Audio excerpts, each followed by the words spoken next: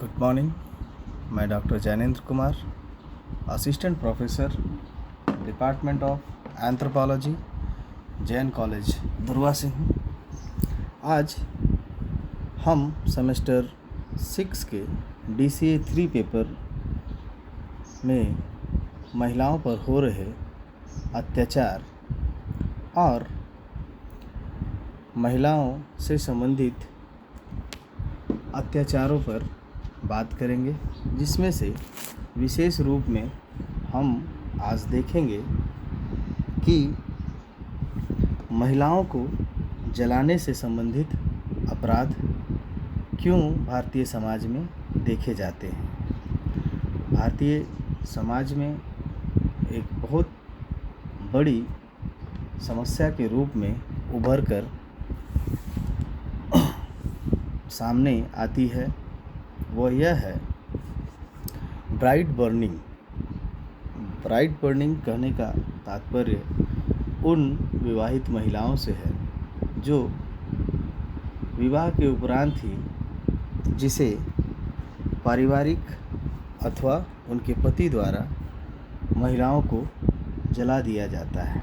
इसके कई कारण हो सकते हैं।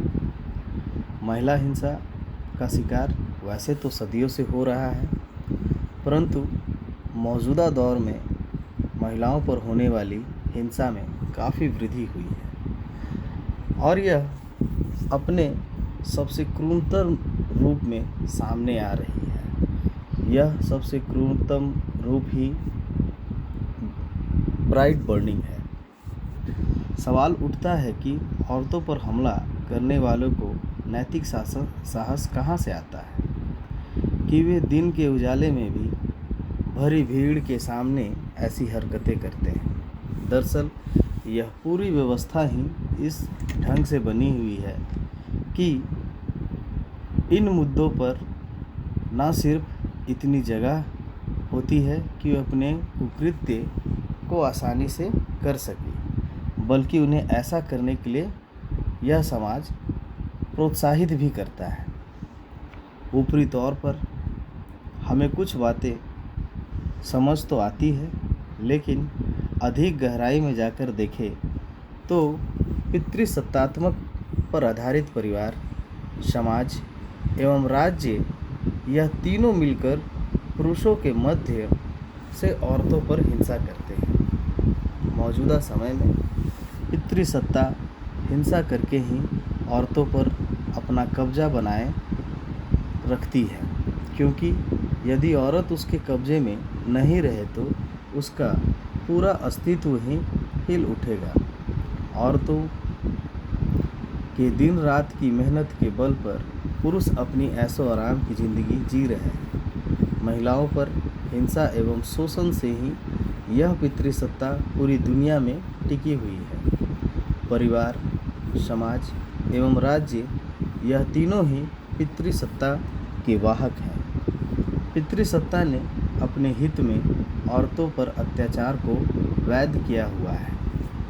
चलती ट्रेन या बस में भरी भीड़ के सामने जब एक लड़की या औरत से बदतमीजी की जा रही होती है, लोग देखते रहते हैं, कोई बढ़कर आगे नहीं आता। कोर्ट कचहरी, कानून, पुलिस, राज्य, मिशनरी, धर्म, परिवार, जाति व्यवस्था सभी पितृसत्ता के रूप में औरतों के खिलाफ होने वाली हिंसा को वैचारिक आधार प्रदान करती है।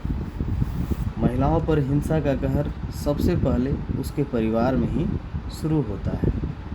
परिवार के भीतर लड़की के खिलाफ हिंसा उसके जन्म से पहले ही कन्या भ्रूण हत्या के रूप में शुरू हो जाती है और भिन्न भिन्न तरीके से जीवन पर्यंत चलती रहती है।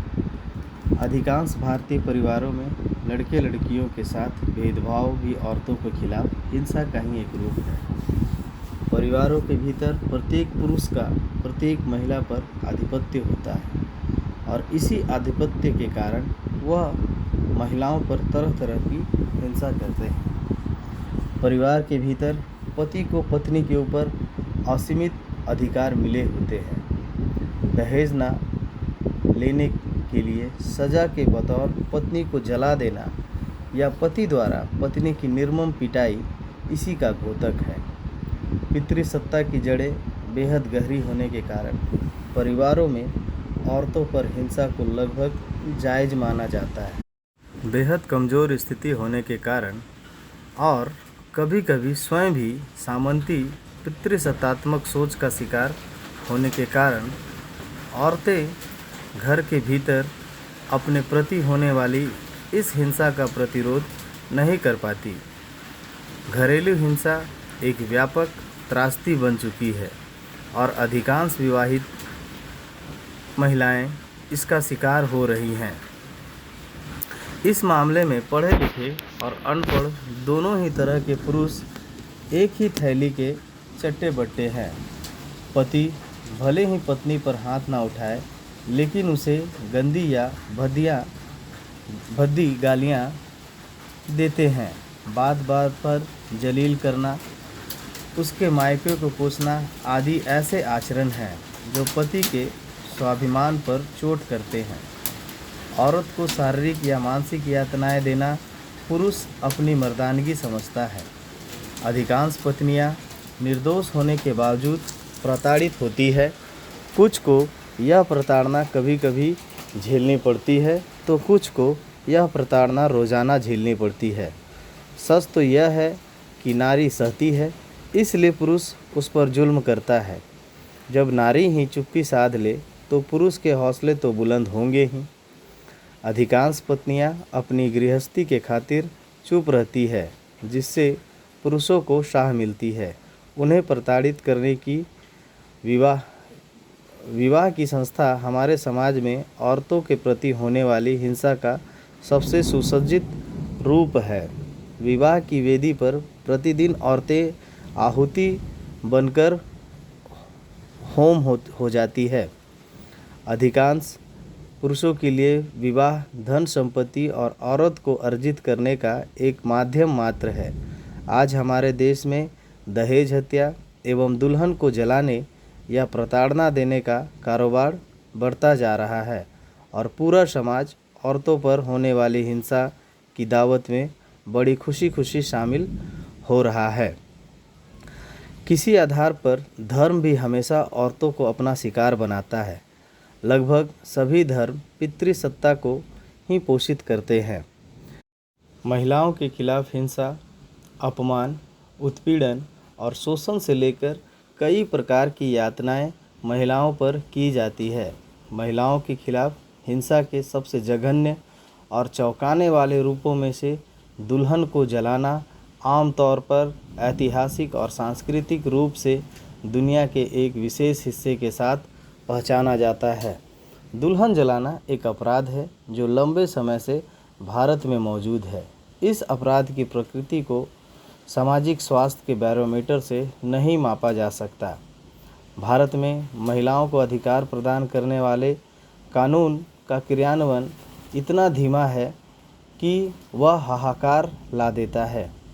भारतीय समाज में एक महिला को पारंपरिक रूप से देवी के रूप में देखा जाता है, लेकिन सम्मान की इस अवधि के बावजूद युवा महिलाओं के समाचार पत्र पढ़ना दुख की बात है, जो उनके पति या उसके ससुराल वालों द्वारा अपेक्षित प्रदान करने में विफल रहने के कारण जला दिया जाता है। सामान्य शब्दों में यह कहा जा सकता है कि महिला जलाने का अपराध पति या उसके परिवार द्वारा किया जाता है। इसके कई कारण हो सकते हैं। एक कारण तो विवाह से संबंधित है। उन महिलाओं को विवाह के उपरांत ही अगर दहेज ना दे पाने की स्थिति में उन महिलाओं को किसी न किसी कारण से मार दिया जाता है। उन महिलाओं को ऐसी घटनाओं के साथ अंजाम दिया जाता है कि जिससे उस पर उन परिवारों पर कोई शक ना हो। इसके अलावा भी कई और कारण हैं जिसके वजह से महिलाओं को जला दिया जाता है। महिलाओं को जलाने के लिए एक सबसे प्रमुख कारण यह भी स्पष्ट होता है कि अगर महिला किसी कारण से अर्थात स्वास्थ्य संबंधी कारण से अगर बच्चे को जन्म नहीं दे पाती है तो उन्हें भिन्न भिन्न भाषाओं या गालियाँ देकर उन्हें मारने का प्रयास किया जाता है। उसमें से सबसे प्रमुख जलाने की घटना ही अक्सर देखी जाती है। अगर किसी कारणवश कोई महिलाएं अपने परिवार को खुश नहीं कर पा रही हैं या उन्हें दहेज नहीं दे पाई या उस परिवार को शिशु नहीं दे पाई, तो ऐसी स्थिति में अक्सर महिलाओं को जला दिया जाता है और उनके साथ भिन्न भिन्न प्रकार की उत्पीड़न की जाती है। वैसे तो भारतीय संविधान दंड संहिता के आधार पर विवाह के उपरांत अर्थात 7 साल तक अगर महिला की संदिग्ध मौत होती है तो उसका कारण दहेज हत्या ही माना जाता है। लेकिन इसके बावजूद कई प्रकार की सांस्कृतिक बाधाएं भी हैं जो महिलाओं पर अत्याचार का एक कारण है। वैसे तो भारत में हर साल लगभग 20,000 हत्याएं होती है, लेकिन लगभग 10% हत्याएं विवाहित महिलाओं से संबंधित होती है। इस अपराध को दोषपूर्ण हत्या के रूप में माना जाता है और अगर यह साबित हो जाता है तो आमतौर पर आजीवन कारावास या मौत की सज़ा दी जाती है। भारत में दुल्हन के जलने को एक महत्वपूर्ण समस्या के रूप में मान्यता दी गई है। देश में प्रतिवर्ष लगभग 2500 लोगों की मौत का कारण दुल्हन जलाने से होती है। 1995 में टाइम्स मैगजीन ने बताया कि दहेज के कारण होने वाली मौतों में लगभग 400 प्रति वर्ष की वृद्धि हुई है। इस आधार पर महिलाओं का आंकड़ा देखकर स्पष्ट होता है कि यह एक जघन्य अपराध। यह विषय एक सिलेबस के आधार पर एक छोटा विषय है। इसे आप सभी टिप्पणी के रूप में अध्ययन कर सकते हैं। धन्यवाद।